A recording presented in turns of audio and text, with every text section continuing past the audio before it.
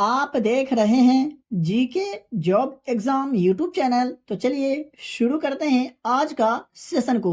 तो वीडियो को पूरा जरूर देखिएगा क्योंकि एक एक प्रश्न आपके एग्जाम के दृष्टिकोण से काफी महत्वपूर्ण है और इसका पीडीएफ आप कैसे प्राप्त कर सकते वो भी मैं बताने वाला हूँ लास्ट में। तो आज का पहला प्रश्न है, इल्तुतमिश ने बिहार में अपना सूबेदार किसे नियुक्त किया था? जी हाँ, इल्तुतमिश ने बिहार में अपना सूबेदार किसे नियुक्त किया था? तो इसका सही आंसर होगा ऑप्शन ए, मलिक जानी को इल्तुतमिश ने बिहार में अपना सूबेदार नियुक्त किया था। आपसे एक ये भी प्रश्न पूछा जा सकता है कि इल्तुतमिश ने किसे पराजित करके बिहार में अपना अधिकार कर लिया था? तो शियामुद्दीन एजाज को पराजित करके इल्तुतमिश ने बिहार पर अधिकार कर लिया था। तो ये भी आप याद रखिएगा। देखते हैं दूसरे प्रश्न को। बात करें 2 नंबर प्रश्न का, तो बिहार में पहली बार राष्ट्रपति शासन किस वर्ष लगा था? बिहार में पहली बार राष्ट्रपति शासन किस वर्ष लगा था? तो इसका सही आंसर होगा ऑप्शन बी, 1968 में बिहार में पहली बार राष्ट्रपति शासन लगा था। और बिहार में अब तक कितनी बार राष्ट्रपति शासन लग चुका है? तो 8 बार। ये भी आप याद रखिएगा। देखते हैं आज का अगला प्रश्न को। बात करें 3 नंबर प्रश्न का, तो पटना का चर्चित सचिवालय गोलीकांड कब हुआ था? पटना का चर्चित सचिवालय गोलीकांड कब हुआ था? तो सही आंसर की अगर बात किया जाए तो ऑप्शन डी सही उत्तर हो जाएगा। 11 अगस्त 1942 में पटना का चर्चित सचिवालय गोलीकांड हुआ था। बात करें ऑप्शन बी का, तो 13 अप्रैल 1919 में जलियांवाला बाग हत्याकांड हुआ था। तो ये भी आप याद रखिएगा। देखते हैं अगला प्रश्न को। बात करें 4 नंबर प्रश्न का, तो बिहार में 1857 की क्रांति का नेतृत्व किसने किया था? बिहार में 1857 की क्रांति का नेतृत्व निम्न में से किसने किया था? तो सही उत्तर की अगर बात किया जाए तो ऑप्शन सी सही उत्तर हो जाएगा। शेरशाह सूरी ने बिहार में 1857 की क्रांति का नेतृत्व किया था। बात करें आज का अगला प्रश्न का, तो 5 नंबर में है, विधान परिषद में सदस्यों का कार्यकाल कितने वर्षों का होता है? विधान परिषद में सदस्यों का कार्यकाल कितने वर्षों का होता है? तो सही आंसर होगा ऑप्शन सी 6 वर्ष का होता है विधान परिषद में सदस्यों का कार्यकाल। लेकिन प्रत्येक 2 वर्ष पर 1/3 सदस्य हट जाते हैं। ये भी आप याद रखिएगा। बात करें 6 नंबर प्रश्न का, 6 नंबर प्रश्न का, तो 2011 की जनगणना के अनुसार जनसंख्या की दृष्टि से भारत का दूसरा राज्य कौन सा है?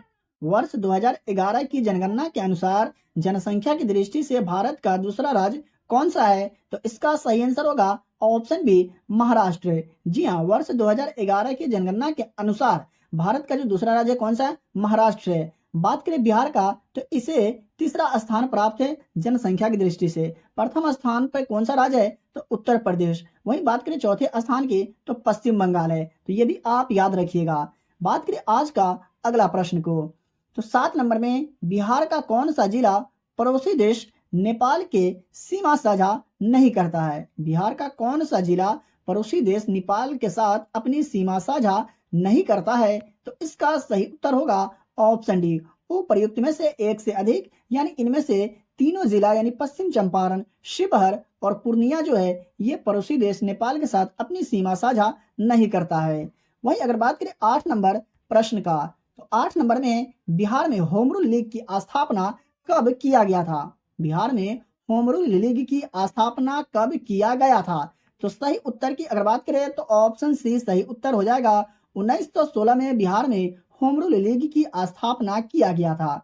बात करें 9 नंबर प्रश्न का, तो उच्चतम न्यायालय द्वारा कितने प्रकार की रीटें जारी की जा सकती है? उच्चतम न्यायालय के द्वारा कितने प्रकार की रीटें जारी की जा सकती है?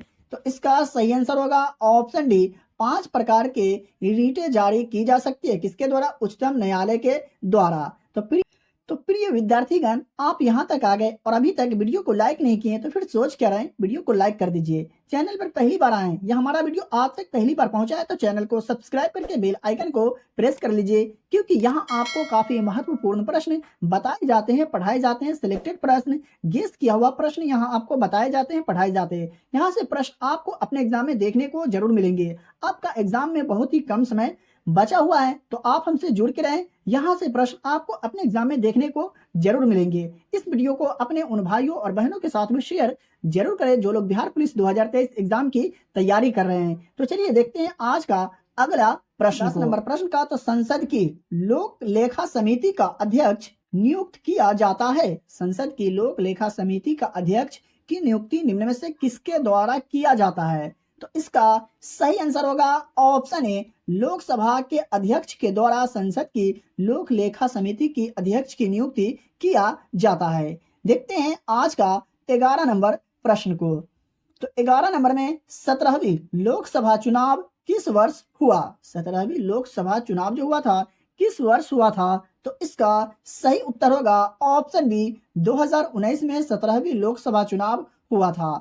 बात करें 12 नंबर प्रश्न का, तो महात्मा गांधी ने नमक कानून को किस दिन भंग किया था? महात्मा गांधी ने नमक कानून को किस दिन भंग किए थे? तो सही आंसर होगा ऑप्शन डी, 6 अप्रैल 1930 में महात्मा गांधी ने नमक कानून को भंग किए थे।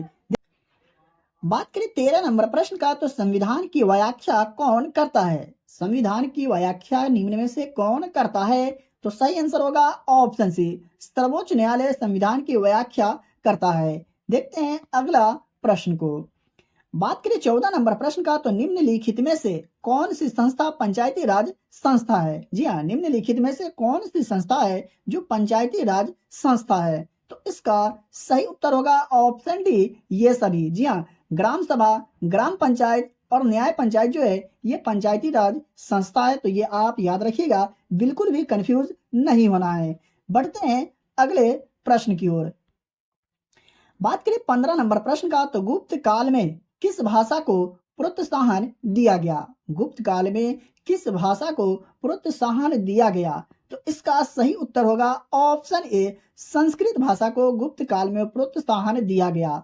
बात करें 16 नंबर प्रश्न का, तो इनमें से कौन व्यापारिक शक्ति नहीं है? जी हाँ, निम्न में से कौन व्यापारिक शक्ति नहीं है? तो इसका सही उत्तर होगा ऑप्शन सी, गोबर जो है यह व्यापारिक शक्ति नहीं है। वहीं अगर बात करें कोयला का, पेट्रोलियम का और लिग्नाइट का, तो यह व्यापारिक शक्ति है। तो ये आप याद रखिएगा। बात करें 17 नंबर प्रश्न का, तो मंत्रिमंडल किसके प्रति उत्तरदायी होता है? मंत्रिमंडल किसके प्रति उत्तरदायी होता है? तो सही आंसर होगा ऑप्शन ए, लोकसभा के प्रति उत्तरदायी होता है मंत्रिमंडल।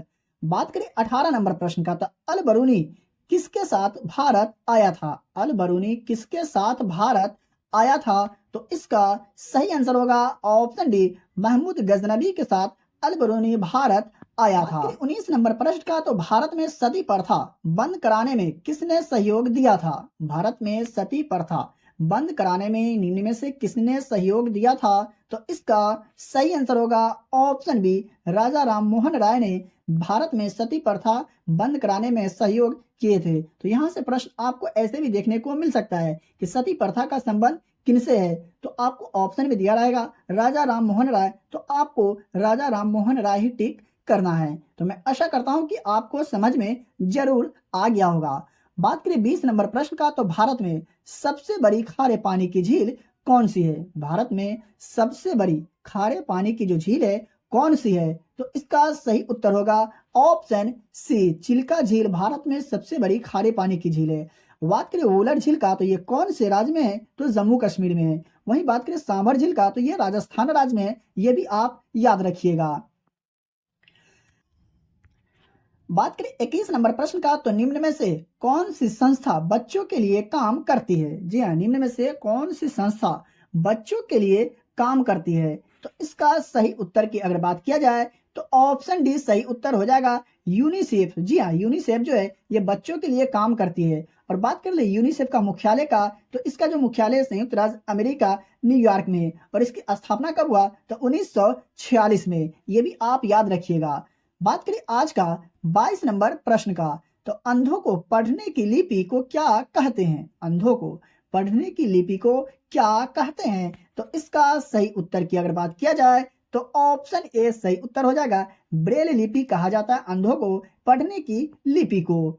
वहीं बात करें 23 नंबर प्रश्न का, तो चंद्रमा को पृथ्वी का एक चक्कर पूरा करने में कितने दिन लगते हैं? चंद्रमा को पृथ्वी का एक चक्कर पूरा करने में कितने दिन लगते हैं? तो इसका सही उत्तर होगा ऑप्शन सी 27 दिन। जी हाँ। वहीं अगर बात करें लगभग, अगर आपसे पूछा जाए कि चंद्रमा को पृथ्वी का एक चक्कर पूरा करने में लगभग कितने दिन लगते हैं, तो अगर आपको ऑप्शन में 28 दिन दिया रहेगा तो आपको 28 दिन ही टिक करना है। यहाँ आपको बिल्कुल भी कंफ्यूज नहीं होना है। बात करें 24 नंबर प्रश्न का, तो उत्तर प्रदेश राज्य की सीमा किस देश से लगती है? उत्तर प्रदेश राज्य की सीमा किस देश से लगती है? तो इसका सही आंसर की अगर बात किया जाए तो ऑप्शन डी सही उत्तर हो जाएगा, नेपाल से। जी हाँ, उत्तर प्रदेश राज्य की सीमा किस देश से लगती है? तो नेपाल से। आपसे प्रश्न ये भी पूछा जा सकता है कि नेपाल जो है बिहार के कौन से दिशा में है? तो उत्तर दिशा में है, तो ये भी आप याद रखिएगा।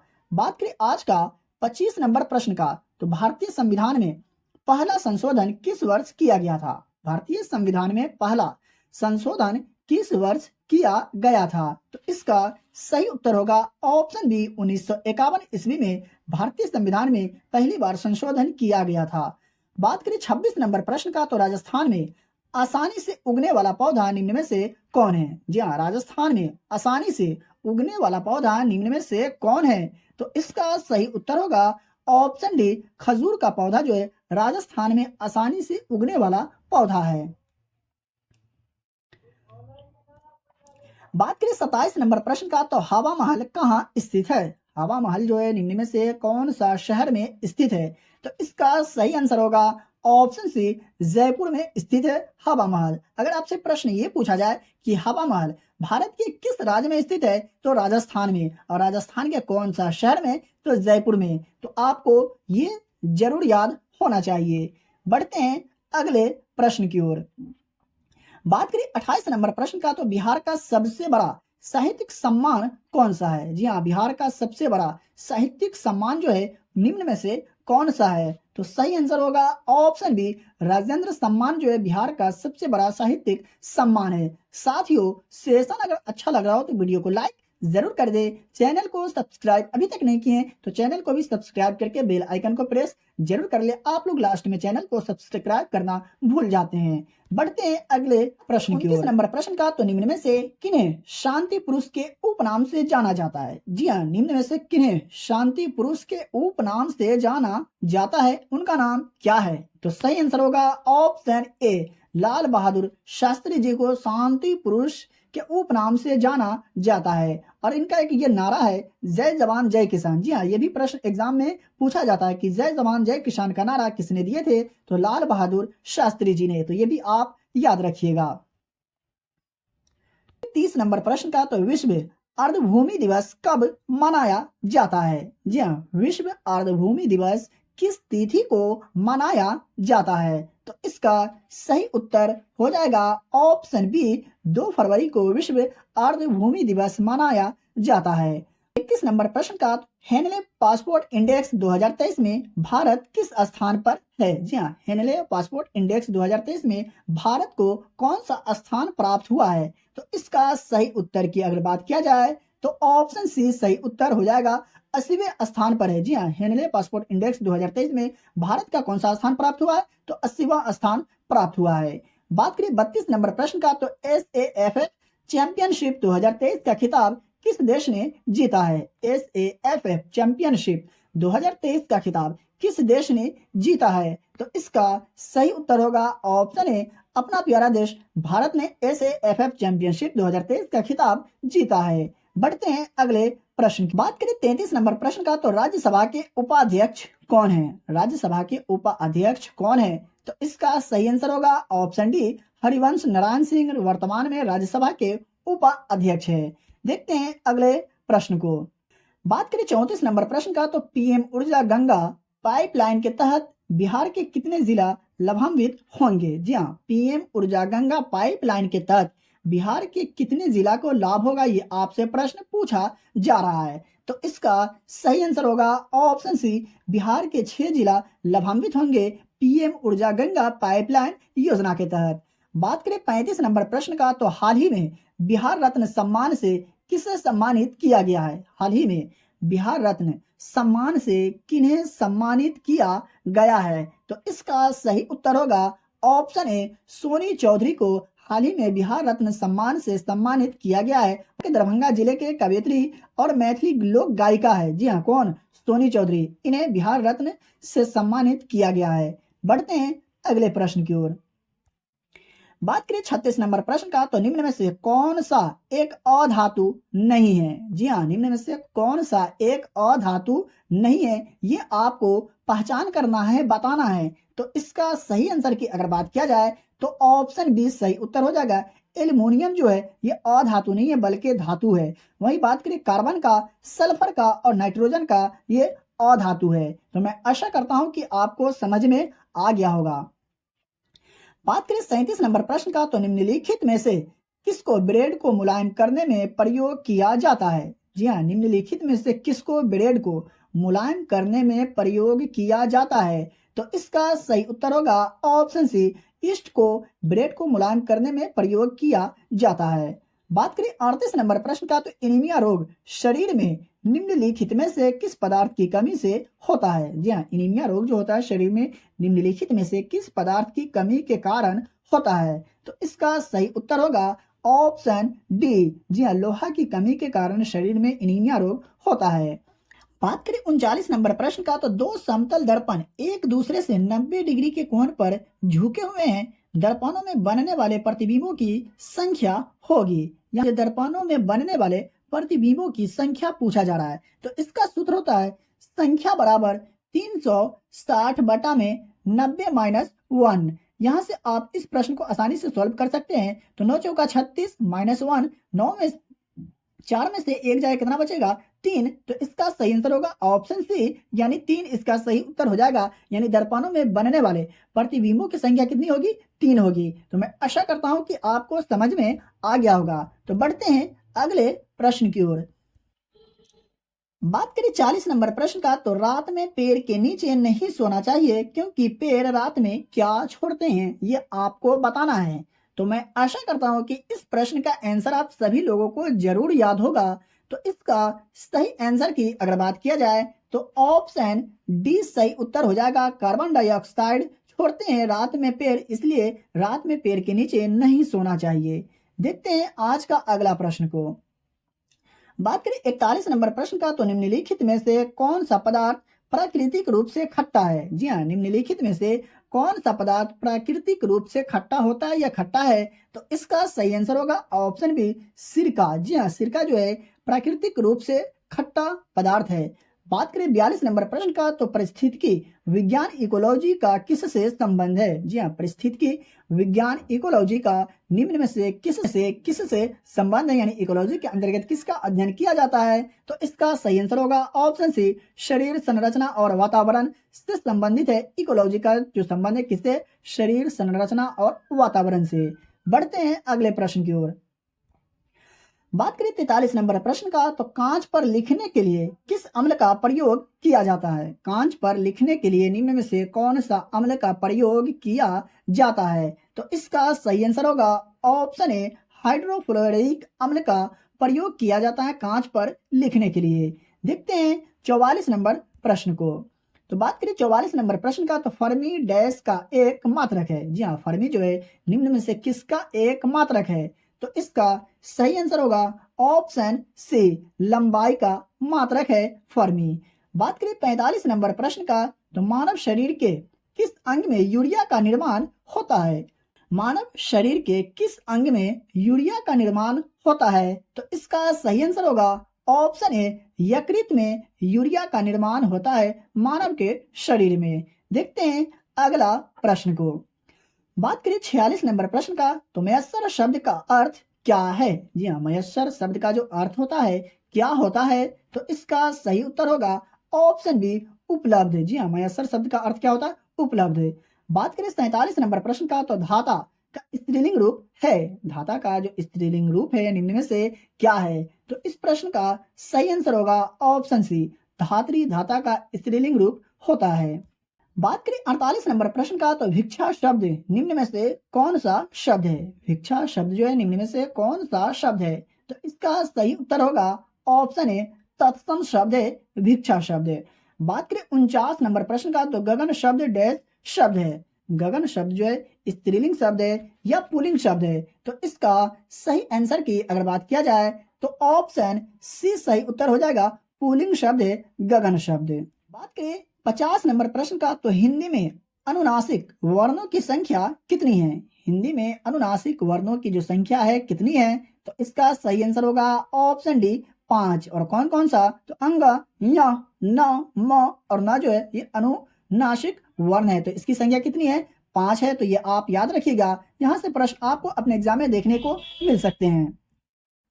बात करें 51 नंबर प्रश्न का, तो टिकाऊ शब्द में प्रत्यय है? टिकाऊ शब्द में जो प्रत्यय है कौन सा है? तो इसका सही आंसर होगा ऑप्शन बी, आऊ। जी हाँ, टिकाऊ शब्द में प्रत्यय कौन सा है? आऊ।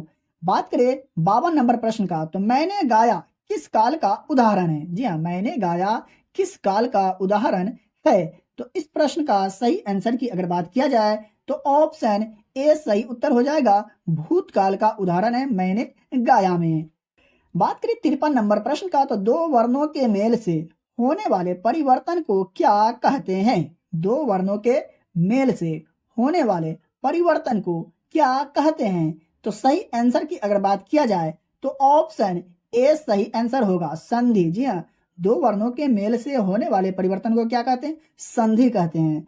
बात करें 54 नंबर प्रश्न का, तो इनमें से कौन अनुभव का पर्यायवाची शब्द है? जी हाँ, निम्न में से कौन अनुभव का पर्यायवाची शब्द है? तो इसका सही उत्तर होगा ऑप्शन डी, ये सभी। जी हाँ, परख, तजुर्बा, ध्यान जो है ये अनुभव का पर्यायवाची शब्द है। बढ़ते हैं अगले प्रश्न की ओर।